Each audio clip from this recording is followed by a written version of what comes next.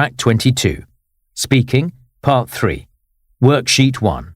You're going to talk about something together for about 2 minutes. I'm going to describe a situation to you. A girl is having her 16th birthday party next week.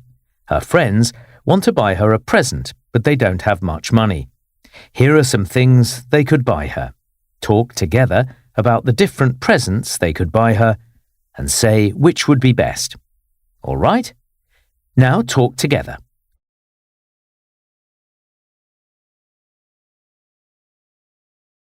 Track 23. Speaking Part 4. Worksheet 1. 1. What do you usually do on your birthday?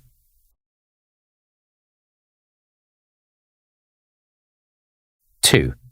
What's the best present you've ever received on your birthday? 3.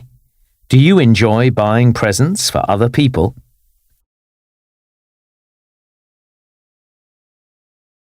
4. What was the last present you bought for someone?